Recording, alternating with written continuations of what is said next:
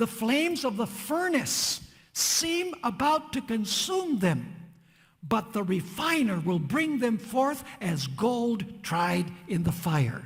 The second reason for the delay is found, the explanation is found, in the story that we find in the book of Job. Job has all of the elements of this parable without missing one. Job is a living illustration of the parable of Jesus. In the book of Job, you remember in the story, the sons of God come into the presence of God. Among them comes Satan, representing planet Earth. And God, first of all, you find the description of the character of Job.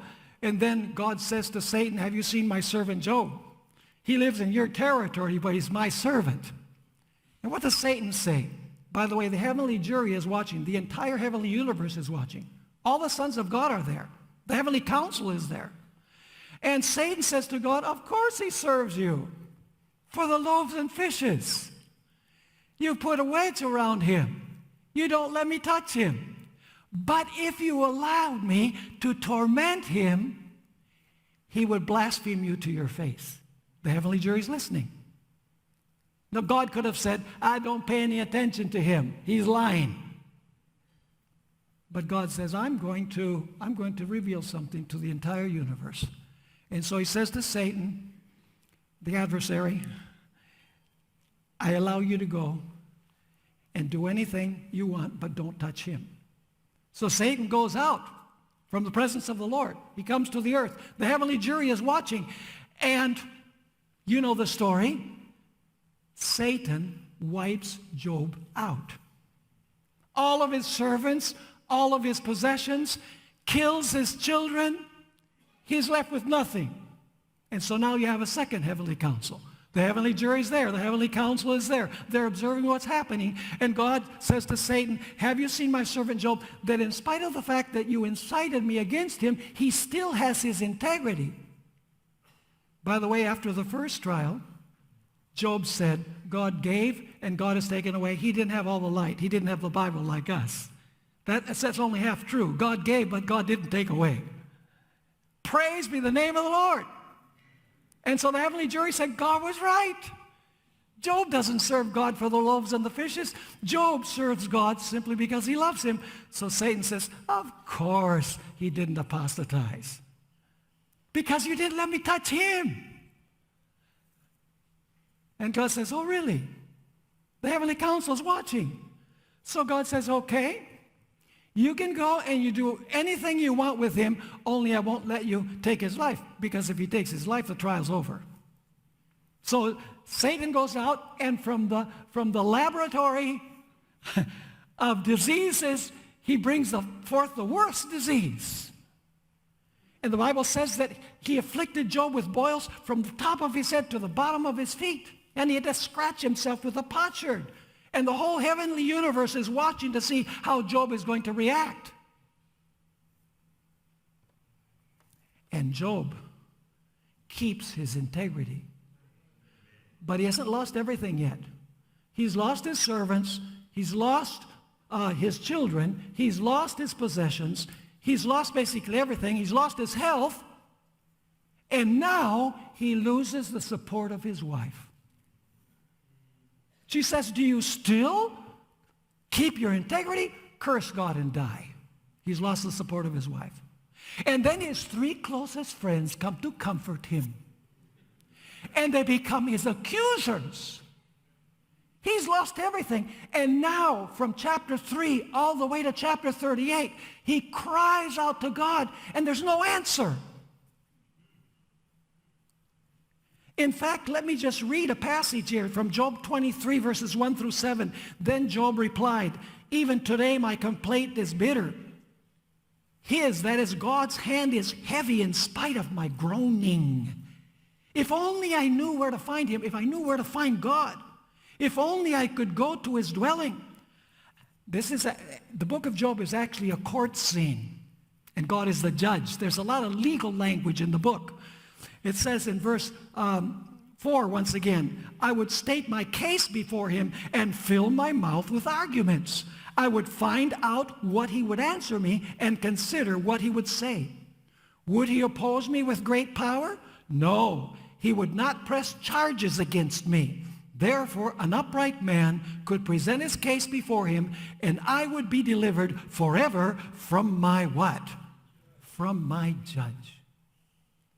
And even though Job can't feel God, he feels like God has forsaken him, he never gives up his faith. He says, though he slay me, yet will I trust in him. I know that my Redeemer lives. When he has tested me, I will come forth as pure gold. So to chapter 38, he's crying out. There's a long delay. There's no answer. But then you know the ending of the book. God intervenes and delivers Job from his adversary. Is this story an illustration of the parable? It most certainly is. This is Job's time of trouble. Now, the experience of Jesus is an illustration of the parable as well. Who is the judge in the case of Christ? The Father is the judge. Who would the widow represent, the faithful remnant? Jesus. Who would the adversary be? Satan.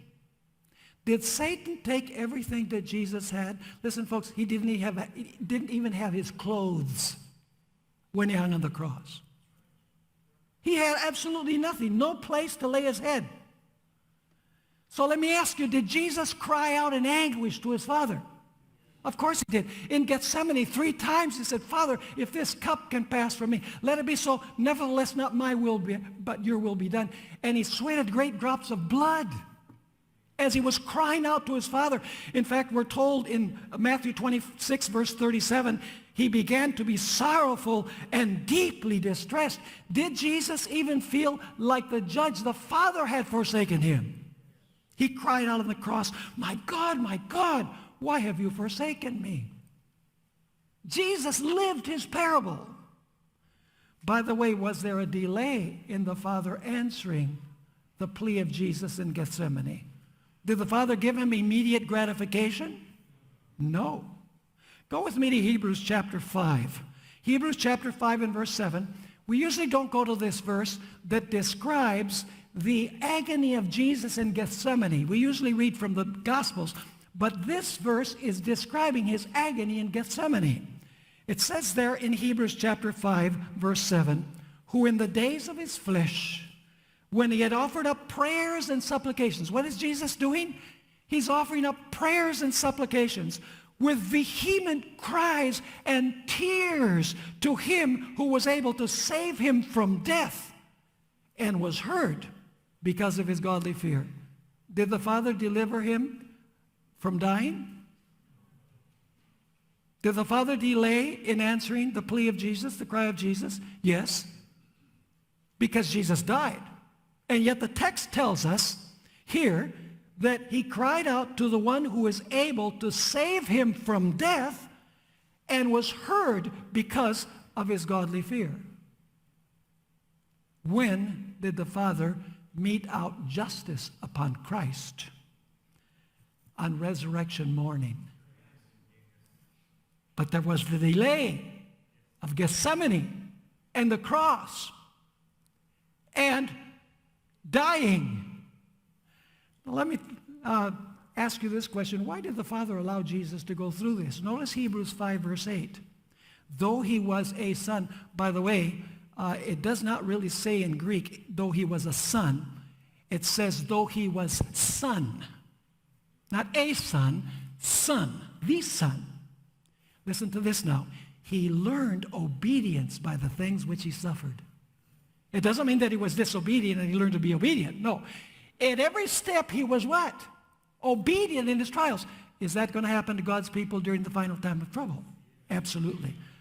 Now let me talk for a moment about the final meting out of justice upon Jesus by his Father. Ellen White has this interesting quotation, Youth's Instructor, May 2, 1901. He who died for the sins of the world was to remain in the tomb for the allotted time. Listen carefully now. He was in that stony prison house as a prisoner of divine justice. And he was responsible to the judge of the universe. Who was that? The Father. He was bearing the sins of the world, listen carefully now, and his Father only could release him. Who's the only one who could release Jesus from the tomb? The Father. By the way, that's the reason why Jesus, the last thing he said on the cross was, Father, into your hands I commend my spirit. And on resurrection morning, Ellen White describes how two angels descended from heaven. One took away the stone, sat on it, and the other one stood before the tomb and said, O thou Son of God, thy Father calls thee. He had to be called out of the grave. And I know many probably are thinking, yeah, but didn't Jesus resurrect by the life that was within himself? Yes. Let's go to John chapter 10, verses 17 and 18. John chapter 10, verses 17 and 18, where we find the key as to who resurrected Christ. These verses are really important. Sometimes we forget at the last part of verse 18. Jesus says here, therefore my Father loves me, because I lay down my life. Who laid down the life? He did, that I may take it again. Who takes it again? He does. No one takes it from me, but I lay it down of myself. And now there's a translation that is not the best translation. I'm reading from the New King James. I have power to lay it down. The word power in Greek is dunamis. But this is not the word here. This word is exousia, which should be translated authority. So Jesus says, I have authority to lay it down, and I have authority to take it again.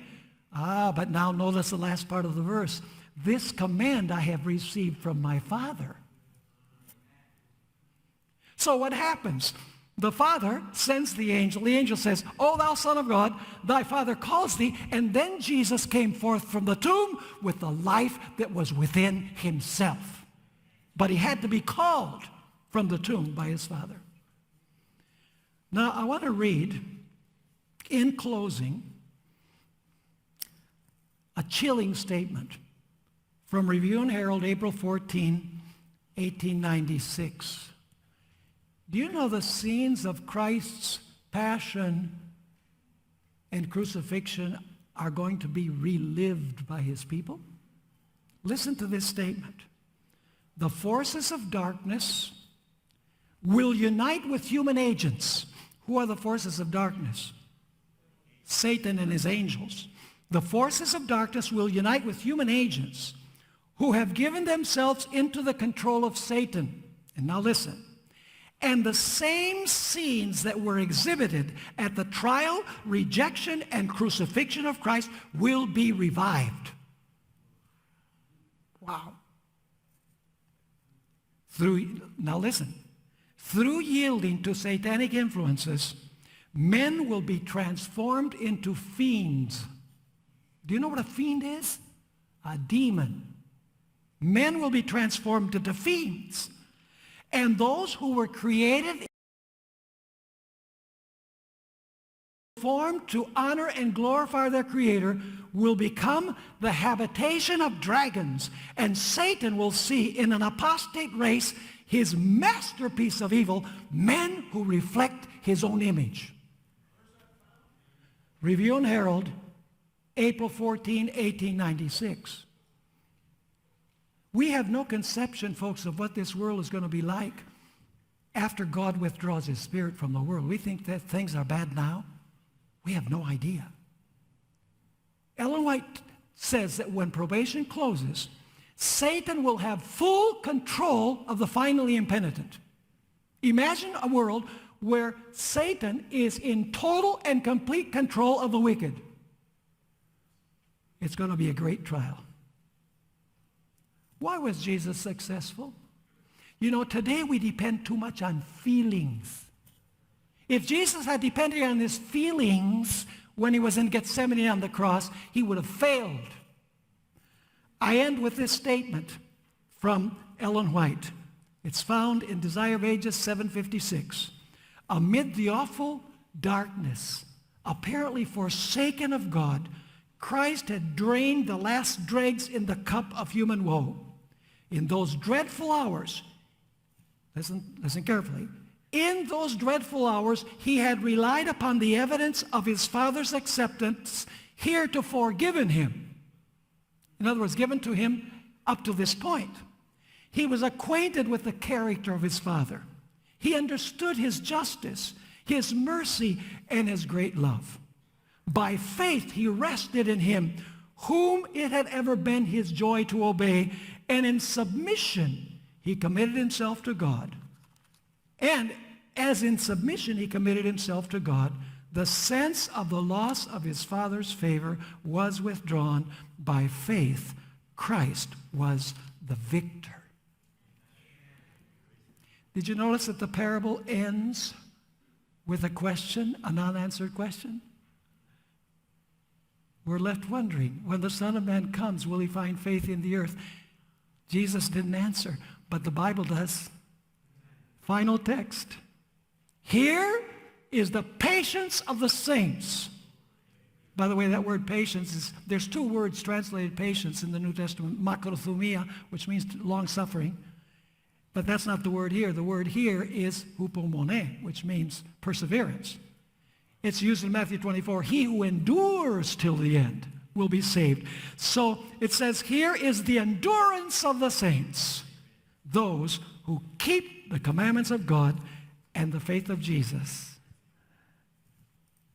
I believe that we are living in the last remnant of time. We need to put our priorities in order, don't we? None of the stuff that we have is going to survive. Now's the time to invest in the cause of God, everything that we don't need to get from point A to point B.